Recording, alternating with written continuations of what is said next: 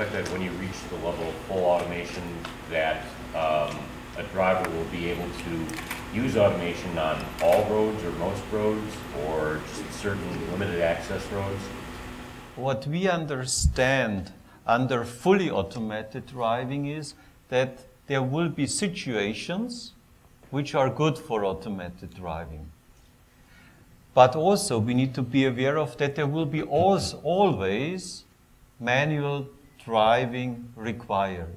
We will see how many of those situations we will find in the future where it is possible, but it is not that manual driving won't be needed at all in the future. And would the HMI at that point be able to make a determination and restrict the driver from using full automation on certain roads? We will see that with the sensor fusion and the possibility of HMI, the HMI will be able to do a lot more than it is doing right now. But we also will see that we are always looking that the driver is having the full control and the decision power. And one quick question, can you say how much involvement you had with both Audi and with Lexus in the systems they showed last week at CES? So we as Continental, we are talking about the solution, what we are developing and what we are doing. And then my question is, I mean, we're talking about 2016, that's 4 years away. So from a dollar standpoint, you have to have some sort of concept of what the market's going to be then.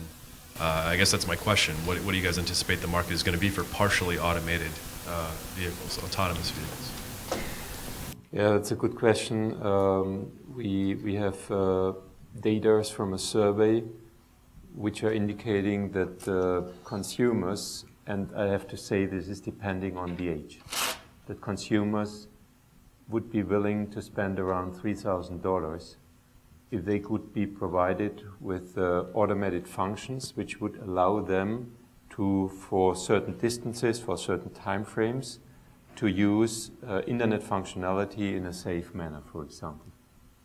But again, as older people are getting, as less is the willingness to spend lots of money for such kind of functionality. If we would ask the other way around, mainly older people, which amount would you spend to be able to drive a vehicle longer, safely, I believe the result would look quite different also with elderly people.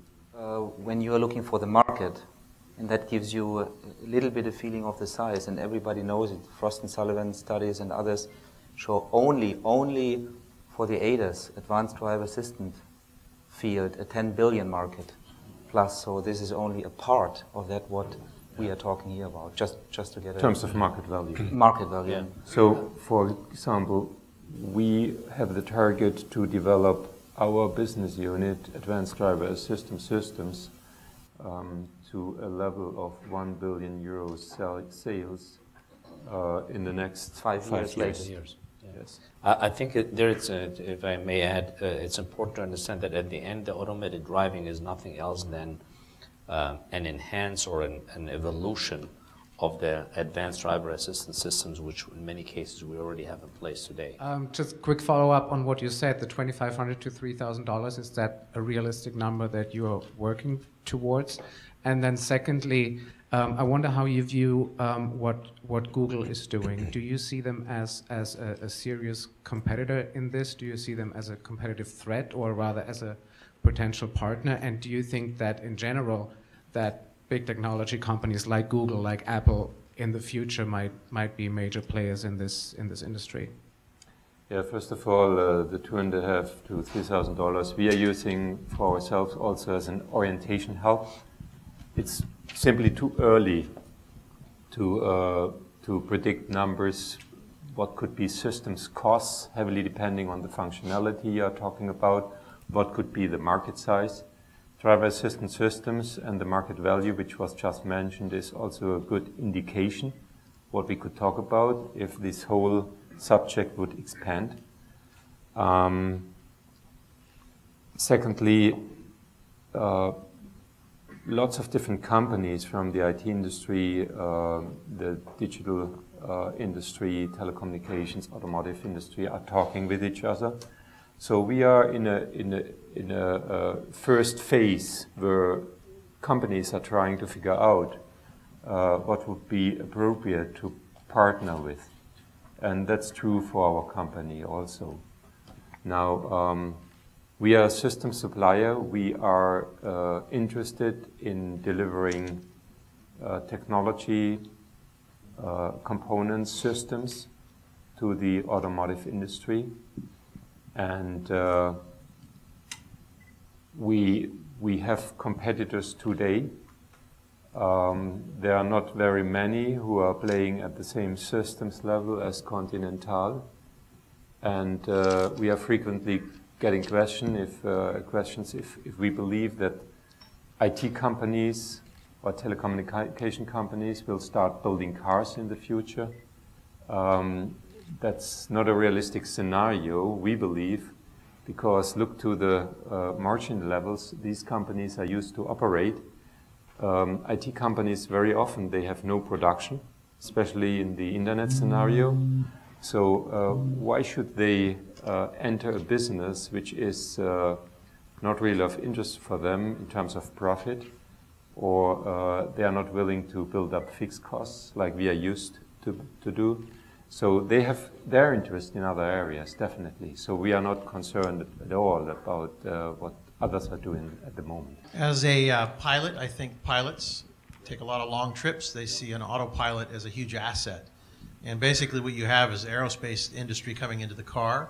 And I think that the vehicle-to-vehicle communication will be an important part of this. And what part does Continental play in that vehicle-vehicle communication?